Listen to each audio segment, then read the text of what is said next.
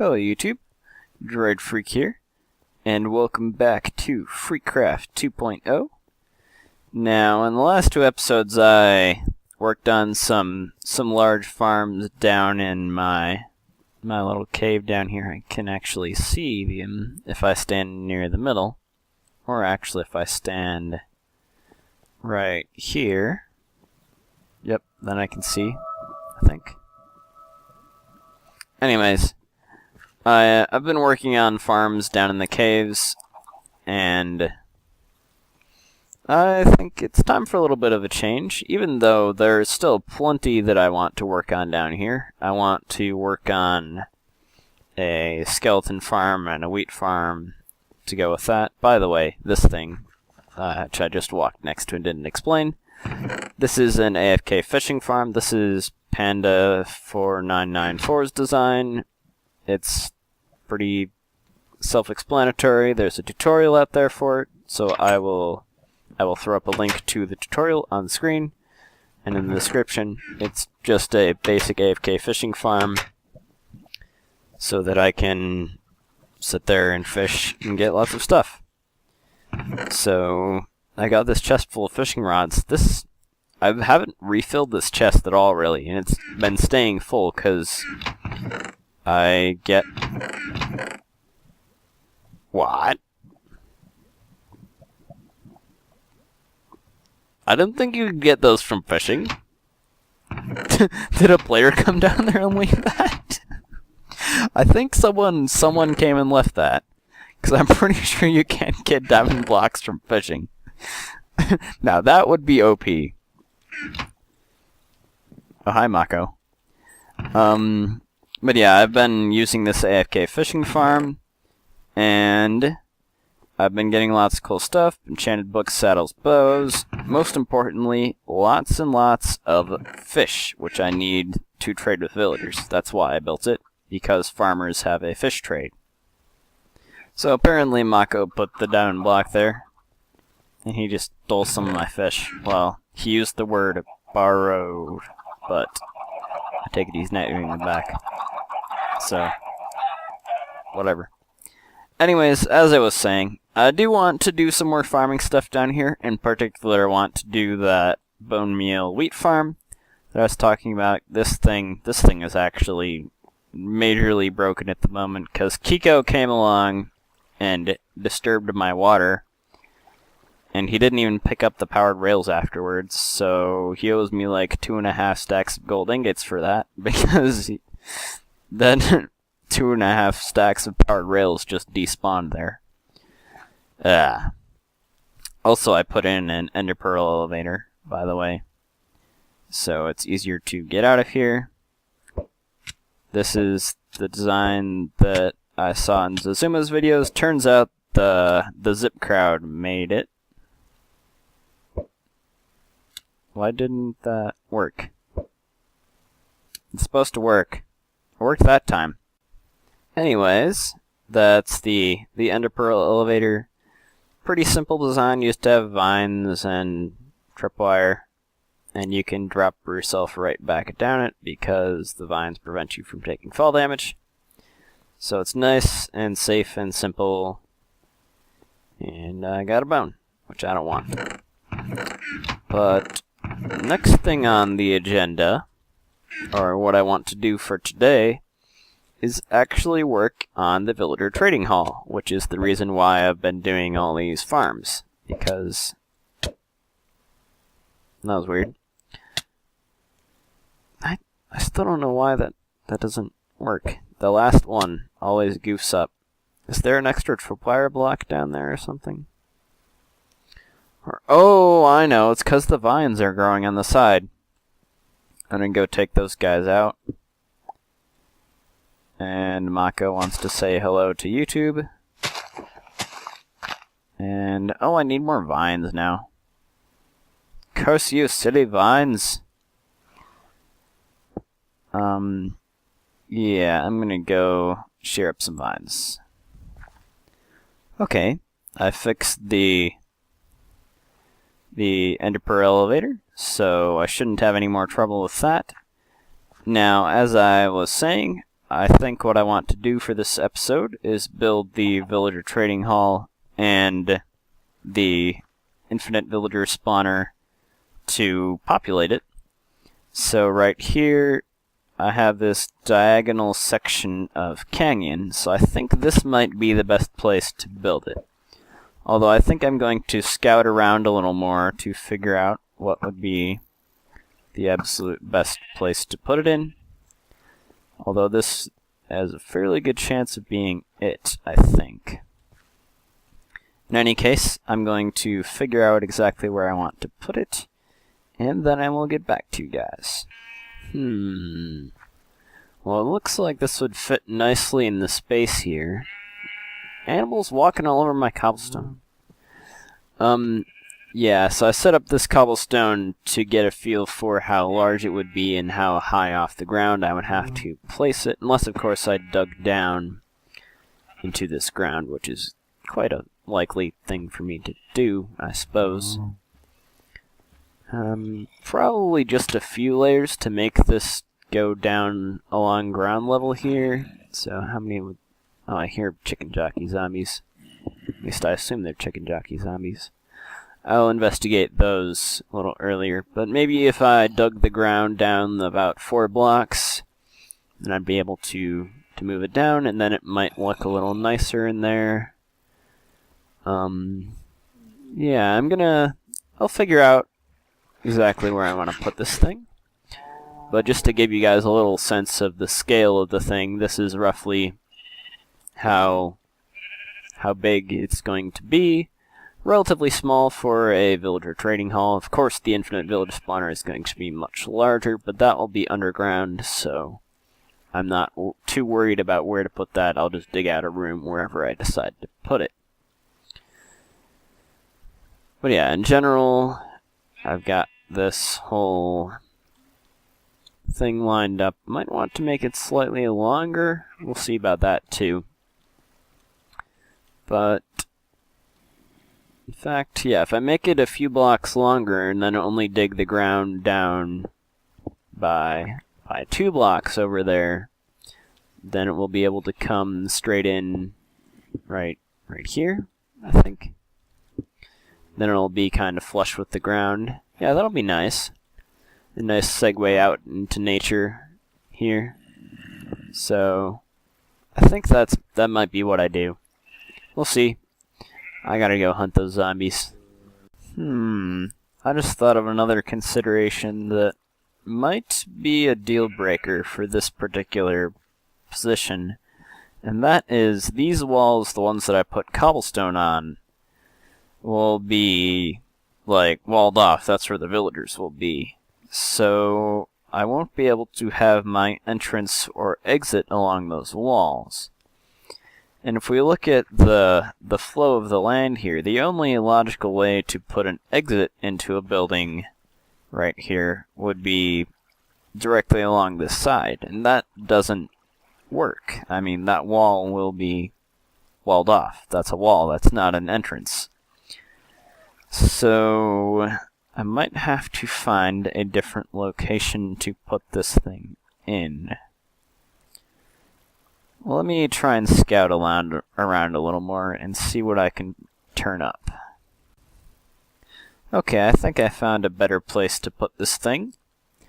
And the key was thinking of this not as a room, but as a corridor, because it doesn't have entrances on whatever side you want. It has entrances on 2 specific sides, and the other sides are walls by necessity. So I decided that this is probably the best place to put it, because when you're coming out from the entry portion, and this is all going to get, finished at some point. It's not just going to stay the way it is, but when you're walking along from the entry portion, you're going to get Scrabble out of the way, man. As I was saying, when you're walking along from the entry portion, we're going to want to direct you in this direction, because this way basically leads to the edge of the biome. I mean, not quite, and I haven't torn that down yet, but there's not much over here that I'm going to use, and if I am, it's going to be the upper portions, which I get to from that side. You are a jerk. So I think that it'd be best to have the corridor lead into the main portion of my base. Yeah, this is like the edge of the biome right here. I might use some stuff up on that layer above here. But, taking suffocation damage.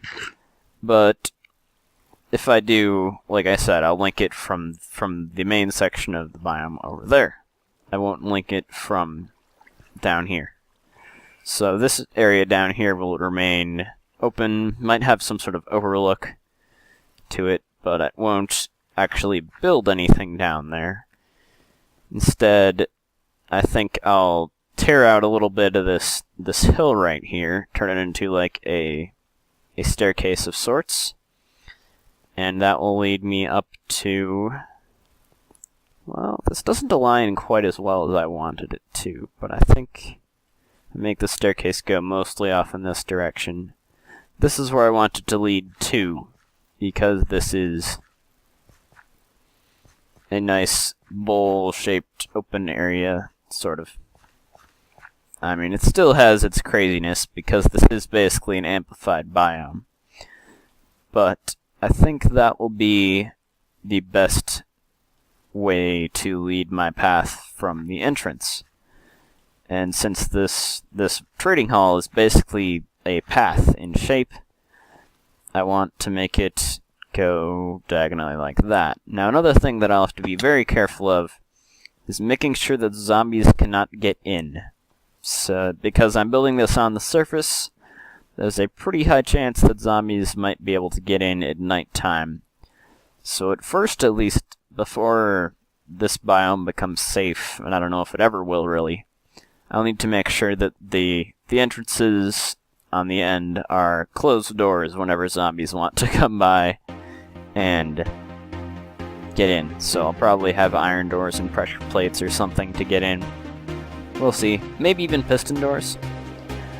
But for the time being, I'll probably just block it off to prevent zombies from getting in. Because the main goal for this episode is just to get this thing working, not necessarily to get it looking like its final form. I just want to get it working so that I can do villager trading and get lots of emeralds to get a perfect blacksmith, which is my goal here. Has been my goal for a few episodes now. So I'm going to get building on it, and I'm probably going to time-lapse it, and then I'll show you what I've done.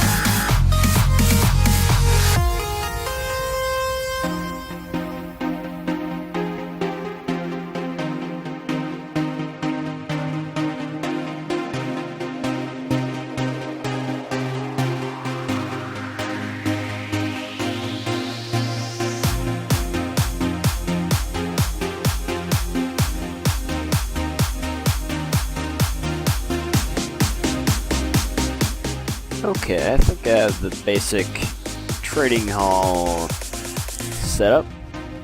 So basically what is going on is the villagers are going to be coming up this 2x2 water stream, like this.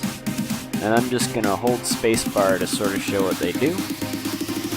They swim along here, through this water channel, and every time they run into a set of cobblestone fences, it makes them dip down in the water.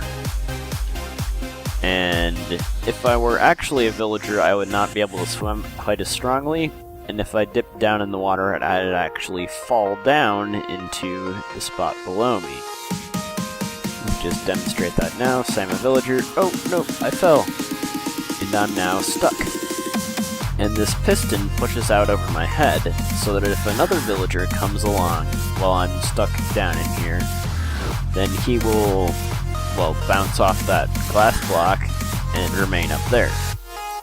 So, if all these pistons are extended, the villagers will do what I was doing at first, and they'll just continue bouncing along without falling down. But if there are villagers down here, then they will fall down. I should get myself out. Let me head back up in that water stream. I'm not quite done demonstrating what happens. So, I'm a villager, I'm just bouncing along here. Let's assume that all the pistons are extended, because I've already shown you what happens if I fall down. I just swim along, I'm gonna also hold down the forward key to make this go a little faster. Now if I get to here, then I just get pushed along through this water right here, and I go around to the other half of the trading hall. Ooh. Apparently this one spot doesn't work right. I'm gonna have to figure that one out. Yeah, it doesn't make you go down, you just get stuck there. I think that has something to do with there being water behind it there, because it doesn't do that in any of the other spots. But in any case, you continue to move along here if you're a villager, and all those pistons are extended. So they just travel across all of these little villager cells. And once they reach the end, they go down this other glass tube, which is a fall to your death tube. Well, it will be. I haven't dug out the whole thing yet, but the idea of this tube is that any villagers that end up in it die. I'm not sure if I'm going to do lava or just plain fall damage, but this is where villagers end up if I want them to die. By the way, I should also... yeah, that works perfectly. The bottom of the tube just happened to be right there. So yeah, that's where the villagers end up if all the villager cells are full, or if I happen to release them from their cell by flipping this trapdoor. Just double click on the trapdoor, and any villager in the cell that is standing on that trapdoor will fall down below. And I will also set up a water stream down there, which will push villagers along around here, basically directly underneath the top water stream, and into the fall to your death pit. So if I don't like a villager's trades, or if his trades got all used up or whatever, or I don't like the type of villager that he is, or I don't like his face, whatever, I will just drop him down there. He'll go around and he'll fall to his death, and another villager will come along and replace him. So this is basically the same concept as Tango Tech's Villager Trading Hall, and I think Zazuma did something similar as well, but this one is, well, extremely compact, because you've got one villager for every diagonal block, because it's all tileable. And it's pretty simple redstone too. I mean, you're looking at it. There's a pressure plate, a repeater, and a piston. I mean, the most advanced part of this is the whole fence, cobblestone wall, hitbox trickery that I have going on. Let me throw up a little example to show you how it works. I've just realized that I recorded the last few segments in 720p, so you guys might have noticed a slightly lower resolution, but it's not a big deal. I mean, I think my time-lapse footage is around 720p to begin with, just because my laptop screen is a lower resolution. But, anyways, yes, let me set up an example. Well, first of all, let me show you. You can't walk between corner cobblestone slabs like you can between corner fences. If you put two fences next to each other, you can walk between them. So cobblestone slabs actually have, or not cobblestone slabs, cobblestone walls actually have a larger hitbox than fences. And I use this to set up a situation where you can't walk through. Oh, this is a bad example. It should be off the ground.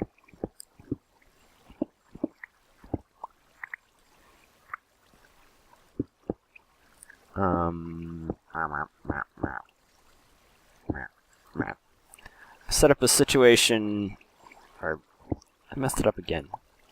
Well, I'll show it on the ground first as well.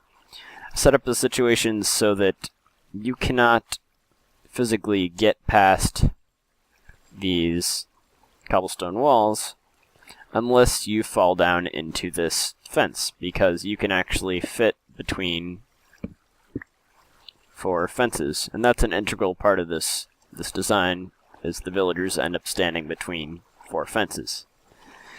And the way that I achieve that is by using the cobblestone wall hitbox, which is larger than a regular hitbox, and which players and villagers cannot pass through.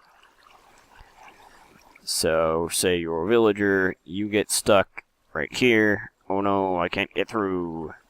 So the way that he gets through, because of the way that water mechanics works, is he swims up and higher up against the water, and that makes him eventually fall down to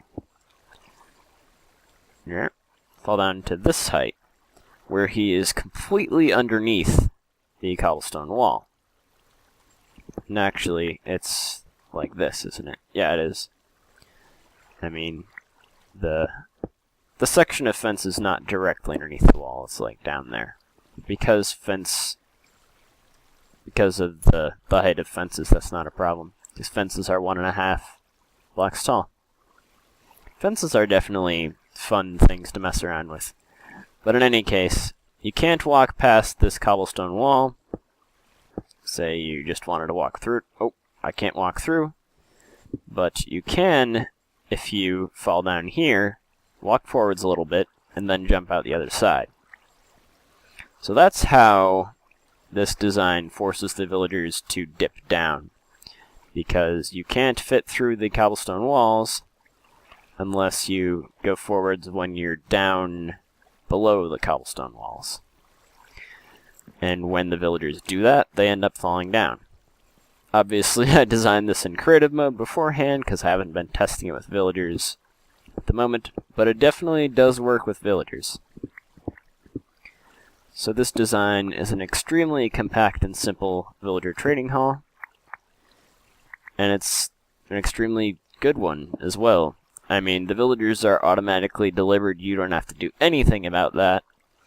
All you have to do is hit this trapdoor whenever you want the villagers to die. No need for a complicated piston system or anything to kill the villagers. Just stand them on trapdoors and right-click them to let them fall. I was trying to figure out if I could use trapdoors for the upper part too, and I did not manage to find a way to do it. I did make a design that uses regular pistons instead of sticky pistons in case you don't have slime balls, so that will also be in a tutorial video probably. I'll probably make a tutorial video on this, which will include this design and the sticky list design. But for the time being, I'm going to finish out those channels, and then I'm going to build an infinite village creator. Well, if I have enough time this episode. I'm not sure how long this episode has been. Might have been rather long so far. So, we'll see. Well guys, it looks like this episode is getting fairly long. I mean, I can edit it to make it a little shorter, but probably don't have time to do what I was sort of planning on doing for the Infinite Village spawner. I've come up with a design for an Infinite Villager spawner that would work in Minecraft 1.8, or at least the 1.8 snapshots, but that is a fairly large design, and I definitely don't have time to construct it in this episode. So I think what I'll do instead is I'll build Tango Tech's Infinite Adults Village Breeder, which doesn't work in 1.8, in between episodes, and I'll just throw up a link to his tutorial on the screen right now and in the description, because, I mean, it's pretty awesome design, although it doesn't work in 1.8 because, yeah, I mean, that's they just changed villager breeding mechanics in 1.8, so it's all different. So, yeah, for the time being, I will build Tango Tech's Infinite Villager Breeder in between episodes, and in the next episode, we'll get started with the trading. Hopefully we can get ourselves a perfect farmer. Also, I have to finish this thing off with the roof and stuff, but I think that'll be next episode. I've done a pretty decent amount of work for this episode, and it's ended up being pretty long. So, for now, this is the mechanism of my of my villager trading hall that requires an infinite villager breeder to work, because the idea is that villagers come along and fill in all these holes, and then I dispose of the ones I don't want. But yeah, this is my villager trading hall, and I'm going to get the thing operational for next episode. So, thanks for watching, guys, and I will see you guys in the next video.